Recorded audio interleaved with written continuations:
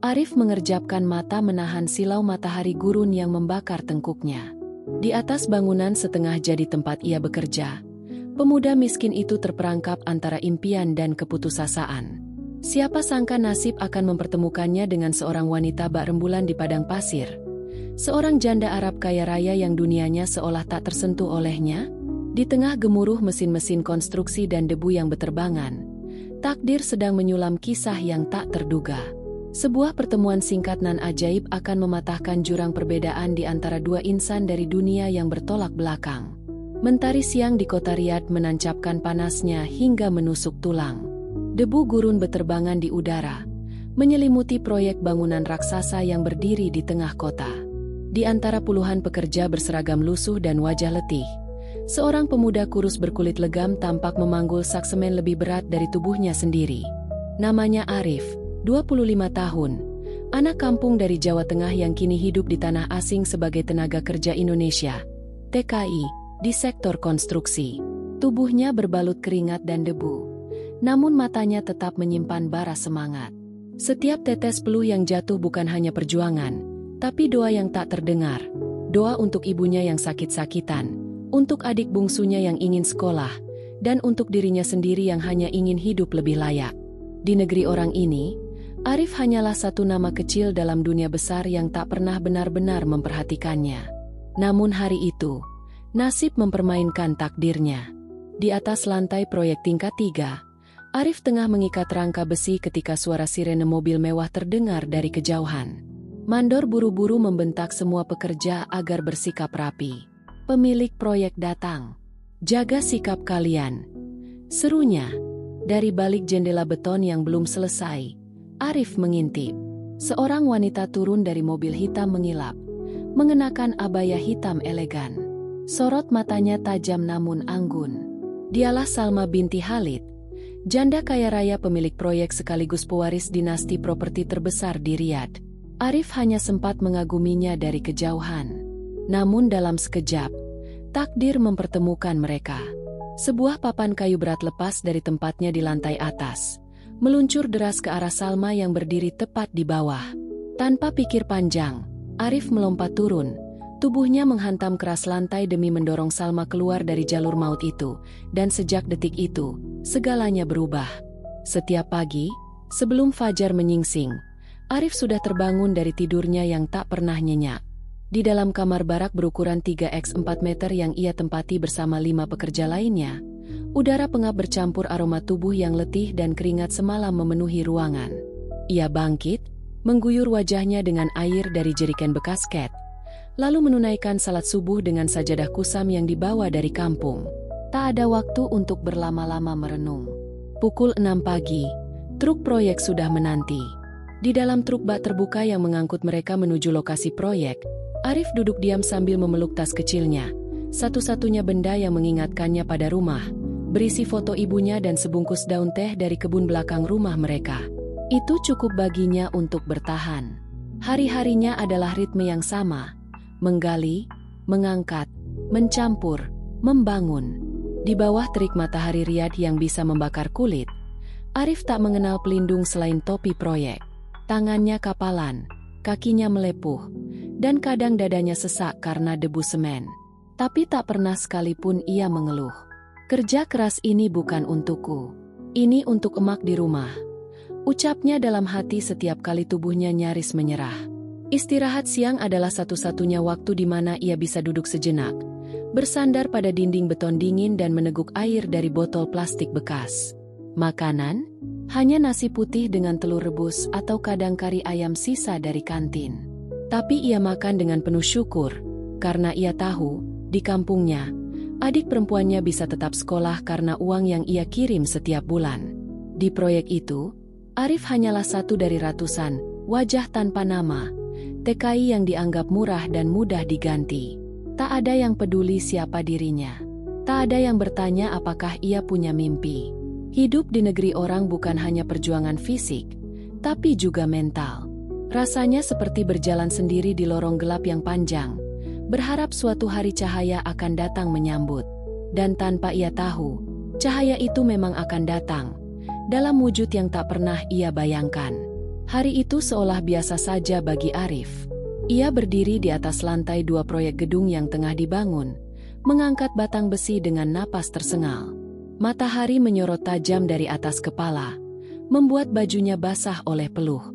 Namun tanpa ia tahu, hari itu akan menjadi titik balik yang mengguncang seluruh hidupnya. Suara klakson pelan menggema dari depan proyek. Truk-truk pengangkut berhenti, dan para pekerja saling berbisik tegang. "Itu mobilnya Madam Salma," ujar salah satu mandor. Arif penasaran, melongok ke bawah. Dari mobil SUV hitam yang mengilap, turunlah seorang wanita anggun dengan abaya hitam panjang, mengenakan kacamata hitam besar dan sepatu berhak tinggi. Di sekelilingnya, pria-pria bersorban dan berkemeja formal mengiringi langkahnya. Dialah Salma binti Khalid, janda kaya yang menjadi pemilik proyek, pewaris kerajaan bisnis properti Al-Mahfouz yang terkenal di Riyadh. Salma berjalan tenang, menyapu lokasi proyek dengan tatapan tajam. Semua pekerja menunduk atau pura-pura sibuk, termasuk Arif. Tapi di sela kekagumannya pada sosok wanita itu, ia merasakan firasat aneh di dadanya, seperti angin gurun yang berhembus tak biasa. Firasat itu terbukti benar dalam hitungan detik. Angin kencang bertiup, menggoyahkan beberapa tumpukan papan kayu yang disandarkan sembarangan di lantai atas. Salah satu papan berat tiba-tiba terlepas, meluncur deras ke bawah, langsung mengarah ke tempat Salma berdiri. Tanpa pikir panjang, Arif berteriak, "Awas!" dan berlari secepat yang ia bisa. Ia tak sempat berpikir bahwa yang ia tuju adalah wanita terhormat, atau bahwa tubuhnya bisa remuk. Ia hanya tahu satu hal, dia tak bisa membiarkan seseorang celaka di hadapannya. Arif menerjang tubuh Salma, mendorongnya keluar dari jalur jatuh papan tepat sebelum kayu besar itu menghantam lantai. Suara dentuman keras menggema, diikuti oleh suara benda pecah dan debu mengepul ke udara. Arif terjatuh keras di atas tanah, bahunya menghantam lantai, dan pelipisnya membentur batu. Darah menetes. Semua orang panik. Salma terduduk di tanah. Wajahnya pucat dan matanya membelalak. "Ya Allah!" bisiknya saat menyadari pria yang barusan menyelamatkannya kini tergeletak tak sadarkan diri di depannya. Jantungnya berdegup kencang. Ia berlutut. Tangannya yang gemetar menyentuh wajah Arif yang penuh debu dan darah. "Tolong panggil ambulans. Cepat!" teriaknya. Dalam kebisingan dan kepanikan itu, dua dunia yang sebelumnya tak pernah bersentuhan, akhirnya saling bertabrakan. Arif terbangun dengan kepala berdenyut dan cahaya putih menyilaukan di sekelilingnya. Aroma antiseptik memenuhi hidungnya, dan suara mesin detak jantung berdetak perlahan di telinganya. Ia berada di sebuah klinik bersih yang belum pernah ia pijak sebelumnya. Ia ingin bangun, tapi tubuhnya lemas. Samar-samar, sosok wanita duduk di kursi dekat tempat tidurnya. Ia memakai abaya hitam sederhana dan kerudung rapih. Namun ada keteduhan yang begitu lembut terpancar dari wajahnya. Itu Salma. Dan kali ini, dia tidak tampak seperti penguasa proyek, melainkan seperti seorang perempuan yang sedang khawatir atas seseorang yang berarti. "Alhamdulillah, kamu sadar juga," ujar Salma pelan. Suaranya terdengar lega. Arif tersentak. Ia berusaha bangkit, tapi rasa nyeri di pundak dan kepala membuatnya meringis. "Maafkan saya tidak berniat lancang," ucapnya pelan. Matanya menunduk dalam rasa bersalah. Salma tersenyum lembut. "Kamu menyelamatkanku. Kau mempertaruhkan nyawamu. Bagaimana bisa aku marah?" Beberapa detik hening. Hanya terdengar suara detak mesin medis dan desiran AC. Hati Arif berkecamuk. Ia tidak pernah diperlakukan seperti ini sebelumnya, terutama oleh seorang wanita Arab, terlebih wanita seterhormat Salma. Ia merasa seperti mimpi. Hari-hari setelah kejadian itu menjadi awal dari sesuatu yang baru. Salma, yang biasanya sibuk dengan dunia bisnis dan urusan aristokratnya, kini menyempatkan waktu setiap hari untuk menengok Arif di klinik. Ia membawakan makanan, buah tangan, bahkan duduk lama hanya untuk berbincang. Obrolan mereka awalnya kaku, terhalang bahasa dan status sosial, namun perlahan menjadi hangat. Arif, dengan bahasa Arab terbata-bata dan logat Jawa yang kental, bercerita tentang ibunya di kampung, tentang sawah kecil yang digadaikan, tentang mimpinya yang sederhana, membangun rumah layak untuk keluarganya. Salma mendengarkan, sungguh-sungguh, bukan sebagai majikan, tapi sebagai manusia. Ia tersentuh oleh ketulusan Arif. Di balik kulit legam dan tangan kasar, ada hati yang jernih.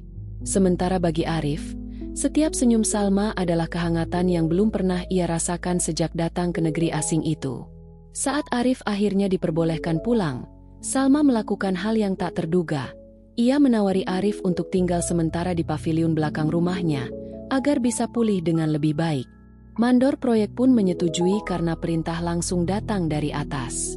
Di rumah itu, hubungan mereka kian tumbuh. Salma mulai terbiasa melihat Arif merawat taman, menyiram bunga, dan membersihkan halaman. Ia menyukai kejujuran pemuda itu, sikap hormatnya, dan cara Arif membuatnya tertawa dengan candaan polos khas kampung. Arif pun pelan-pelan menyadari, ia mulai menyukai bukan hanya keanggunan Salma, tapi juga ketegasan dan kelembutannya. Ia tahu dirinya tak pantas, tapi hati tak bisa berbohong. Dan di bawah langit gurun yang membara, benih cinta mulai tumbuh, perlahan, tapi pasti. Hubungan Arif dan Salma mulai menjadi buah bibir di dalam rumah megah itu. Para pelayan yang biasa diam kini mulai saling berbisik. Tidak setiap hari seorang buruh migran tinggal serumah dengan janda bangsawan. Apalagi sering terlihat mengobrol santai, bahkan tertawa bersama di taman. Dan bisik-bisik itu tak butuh waktu lama untuk sampai ke telinga kakak Salma, Tuan Faisal, pria konservatif, tegas, dan sangat menjaga kehormatan keluarga. Sebagai kepala keluarga sejak wafatnya ayah mereka, Faisal merasa bertanggung jawab atas nama baik marga Al-Mahfuz. Suatu siang yang terik, Faisal datang tanpa pemberitahuan. Sopirnya langsung menghentikan mobil di halaman, membuat para pelayan gugup. Salma yang sedang membaca di teras bersama Arif pun kaget melihat sosok sang kakak turun dari mobil, berjalan cepat dengan wajah gelap. "Apa ini?" tanya Faisal tajam. Matanya menatap Arif yang berdiri kikuk dengan kaos dan sarung tangan berkebun. Salma bangkit, berusaha tenang. "Ini Arif, pekerja proyek yang kau dengar, yang menyelamatkanku. Dia sedang membantu merawat taman selama pemulihan." "Taman?" Suara Faisal meninggi. "Apa menurutmu pantas pria sepertinya berkeliaran bebas di rumahmu? Seorang buruh asing tidur di paviliun belakang? Kau sudah gila, Salma." Arif menunduk dalam. Dadanya berdebar. Tak tahu harus berkata apa. Tapi yang lebih menyakitkan bukan nada marah Faisal, melainkan caranya memandang, seolah dirinya tak lebih dari seekor anjing jalanan. Salma mencoba bersuara, tapi Faisal memotong. "Kau pewaris keluarga terhormat. Ayah kita membangun nama ini bertahun-tahun. Dan sekarang, kau ingin menjatuhkannya demi seorang tukang aduk semen." Kata-kata itu seperti pukulan telak bagi Arif. Ia tak tahan. Dengan suara pelan ia berkata, "Maaf, Tuan. Saya tidak bermaksud kurang ajar. Saya akan pergi sekarang juga." Tapi Salma menahan lengannya. "Tidak, kau tidak kemana-mana," ucapnya pelan namun tegas. Faisal terbelalak. "Apa maksudmu?" Salma menatap kakaknya lurus-lurus. "Aku tidak bisa menutup mata atas siapa dia. Bukan karena dia menyelamatkanku, tapi karena dia satu-satunya orang yang membuatku merasa hidup kembali." Faisal nyaris tak percaya. Wajahnya merah padam. "Kau menghina darah bangsawanmu sendiri, Salma. Kalau ayah masih hidup, dia akan menangis melihat ini." "Kalau ayah masih hidup," sahut Salma pelan, "dia akan menilai seseorang dari hati dan tindakan, bukan dari nama keluarga." Faisal tak menjawab.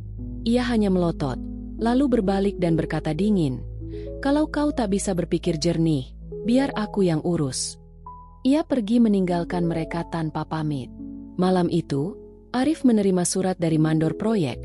Ia dipindahkan ke proyek luar kota, efektif besok pagi. Tak ada penjelasan. Tapi Arif tahu, ini bukan kebetulan. Ia dikirim pergi. Dipisahkan secara paksa dari wanita yang diam-diam mulai mengisi jiwanya. Dan untuk pertama kalinya, Arif merasakan pahitnya cinta yang tak dianggap. Cinta yang kandas karena batasan yang tak ia ciptakan. Langit masih gelap ketika Arif berdiri di depan gerbang asrama buruh. Di tangannya ada koper tua berisi pakaian kerja dan satu foto kecil ibunya yang selalu ia bawa kemana-mana. Tubuhnya mungkin siap berangkat, tapi hatinya tidak. Pikirannya kacau. Ia tahu keputusan ini bukan dari mandor proyek, tapi dari atas, dari keluarga Salma. Dari Tuan Faisal yang tak sudi melihat adiknya berdekatan dengan orang sepertinya. Ia tahu, ia bukan siapa-siapa. Ia cuma seorang buruh dari kampung. Tapi, mengapa perpisahan ini terasa begitu salah? Saat bus proyek mendekat, suara langkah pelan di belakangnya membuat Arif menoleh. Elma, dengan napas terburu dan wajah tanpa riasan, ia datang mengenakan abaya hitam sederhana dan syal menutupi kepala. Matanya sembab, tapi sorotnya penuh tekad. Arif, katanya lirih. Arif terperangah. Madam, Salma, bagaimana Anda? Aku harus menemui kamu, potong Salma cepat. Sebelum kamu pergi. Mereka berdiri saling berhadapan di bawah lampu jalan yang temaram. Udara dingin gurun menusuk, tapi dada mereka terasa panas. Arif membuka mulut, tapi suara tak keluar. Maafkan saya tak ingin menyusahkan. Salma melangkah maju. Kamu tidak menyusahkan, Arif. Kamu menyelamatkanku. Dan lebih dari itu, kamu menyentuh sesuatu dalam diriku yang sudah lama mati. Arif menunduk. Matanya mulai berkaca-kaca. Tapi saya siapa, Madam? Saya cuma tukang bangunan. Salma menatapnya. Kau lelaki pertama yang membuatku merasa dihargai, bukan sebagai pewaris kekayaan, tapi sebagai manusia. Tiba-tiba, suara mobil terdengar. Sebuah sedan mewah berhenti tak jauh dari mereka. Dari dalamnya keluar Faisal.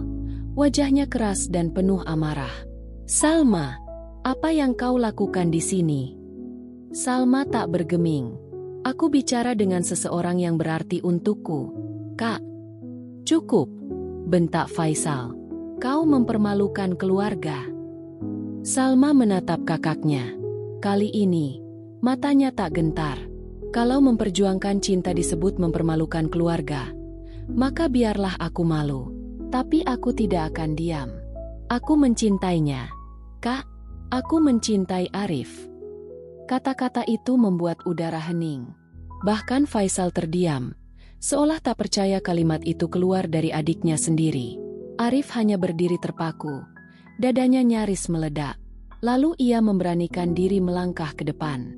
Matanya menatap Faisal lurus. Tuan, saya tahu saya bukan dari kalangan Anda. Tapi saya mencintai Salma. Dan kalau diizinkan, saya ingin menjaga dan menikahinya. Bukan karena harta, tapi karena saya ingin membuatnya bahagia seumur hidup saya. Suasana mendadak senyap. Angin padang gurun berembus pelan. Faisal menatap keduanya. Lama. Lalu ia menarik napas panjang, menunduk pelan, dan berkata, "Buktikan kata-katamu." Kalimat itu, meski pelan, membuka gerbang yang selama ini tertutup rapat. Salma memejamkan mata, menahan tangis. Arif menatapnya, seolah dunia kini kembali berpihak. Dua dunia yang dulu bertabrakan, kini mulai menyatu. Batas kasta dan kehormatan. Riyad menjadi saksi dari peristiwa yang tak pernah diduga oleh masyarakatnya. Di sebuah masjid kecil di pinggiran kota, jauh dari gemerlap aula pernikahan mewah, Salma binti Khalid dan Arif bin Rahmat mengikat janji suci dalam kesederhanaan yang penuh makna. Tak ada pesta megah, tak ada tamu kehormatan dari kalangan bangsawan. Namun di dalam hati kedua mempelai, hari itu adalah kemegahan yang tak bisa dibeli. Salma mengenakan gaun putih longgar sederhana dengan syal hijau pastel di kepalanya, warna kesukaan ibunya semasa hidup. Arif mengenakan baju koko bersih dan sorban putih. Wajahnya bersinar meski tampak gugup. Tangan kasarnya bergetar saat mengucapkan ijab kabul, namun suaranya mantap. Yang datang hanya beberapa orang dekat, termasuk dua sahabat Arif sesama TKI dan seorang sahabat lama ayah Salma yang menjadi saksi nikah. Faisal datang terlambat, tapi ia datang. Diam-diam, Ia berdiri di belakang, menyaksikan prosesi dengan dada penuh pertentangan, tapi mata yang sedikit berkaca. Selesai akad, Salma memeluk Arif dengan penuh haru. Ia tak peduli lagi apa kata dunia. Ia tak lagi butuh izin masyarakat untuk merasa bahagia. Arif bukan bangsawan, bukan saudagar, bukan sarjana luar negeri. Tapi lelaki itu hadir dengan ketulusan, keberanian, dan janji untuk mencintainya tanpa syarat. Setelah pernikahan, mereka memutuskan untuk pindah ke Indonesia, ke desa kecil tempat Arif dibesarkan. Salma, yang dulu tak pernah membayangkan tinggal tanpa AC, tanpa rumah marmer, atau tanpa pelayan pribadi, kini belajar menanak nasi dengan tungku, menyiram tanaman dengan tangan sendiri, dan berbagi tawa bersama ibu mertua yang sangat menyayanginya. Uang warisan Salma tak digunakan untuk hidup mewah, melainkan untuk membuka usaha bangunan sederhana. Arif mempekerjakan pemuda-pemuda desa yang menganggur, memberi mereka pekerjaan, harapan, dan inspirasi. Salma pun mengajar anak-anak desa belajar bahasa Arab dan komputer dasar. Rumah mereka sederhana, tapi selalu penuh canda dan syukur. Orang-orang kampung awalnya tak percaya janda Arab menikah dengan Arif. Tapi melihat cara Salma menyapu halaman sendiri, cara ia menggendong anak tetangga dengan penuh kasih, hati mereka luluh. Perlahan, cinta pasangan ini diterima. Tahun berganti. Arif dan Salma bukan lagi sekadar pasangan beda kasta. Mereka adalah bukti bahwa cinta sejati bisa menjebol batas darah, bahasa, bahkan dunia. Bahwa harga diri bukan ditentukan dari harta, melainkan dari keberanian mencintai dan memperjuangkan. Suatu sore, di beranda kayu rumah kecil mereka, Salma duduk menyender di bahu Arif. Di tangan mereka ada secangkir teh panas, dan di hadapan mereka, langit senja yang keemasan. Kalau waktu diputar kembali, bisik Salma, aku tetap akan memilih jatuh pada lelaki kuli bangunan yang menyelamatkanku hari itu. Arif tersenyum, menggenggam tangan istrinya. Dan aku akan tetap melompat dari lantai 2, demi kamu.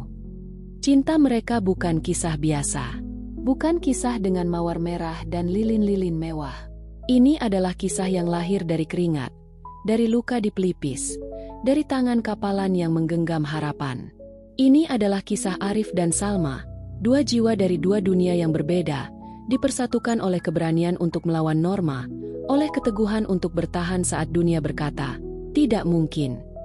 Mereka bukan pasangan sempurna, tapi justru dalam ketidaksempurnaan itulah, cinta mereka menjadi utuh.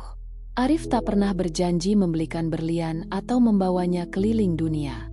Ia hanya berjanji satu hal, menemani Salma dalam segala cuaca, menggenggam tangannya dalam senang maupun susah, dan menjadi rumah dimanapun mereka tinggal. Salma pun tidak datang dengan tuntutan, meski ia punya segalanya. Ia datang membawa luka kehilangan, lalu menemukan penyembuhnya dalam ketulusan seorang pria miskin yang bahkan tak yakin pantas memandangnya. Kisah ini bukan sekadar tentang cinta beda kasta. Ini tentang harapan. Tentang bagaimana takdir bisa berubah di detik yang tak terduga. Tentang bagaimana seseorang yang dipandang rendah bisa menjadi penyelamat, pelindung, bahkan belahan jiwa. Mereka tak meminta restu dunia. Tapi dunia akhirnya memberikan hormat, karena cinta tulus akan selalu menemukan jalannya. Dan jika kamu membaca atau menonton kisah ini hingga akhir, mungkin ada bagian dari dirimu yang ikut tumbuh. Mungkin kamu percaya bahwa cinta sejati itu masih ada. Atau mungkin, kamu menemukan keberanian untuk memperjuangkan seseorang yang kamu sayangi, tak peduli seberapa besar tembok yang menghadang. Jika kamu merasakan sesuatu saat menyimak cerita Arif dan Salma, entah itu haru, semangat, atau sekadar senyuman kecil, maka jangan biarkan kisah ini berhenti di sini. Karena di dunia ini, masih banyak kisah seperti mereka, kisah yang tak terungkap, kisah yang menunggu untuk diceritakan. Kisah tentang orang biasa yang punya cinta luar biasa. Jangan lewatkan kisah-kisah inspiratif berikutnya. Subscribe dan ikuti terus untuk cerita mengharukan lainnya yang menyentuh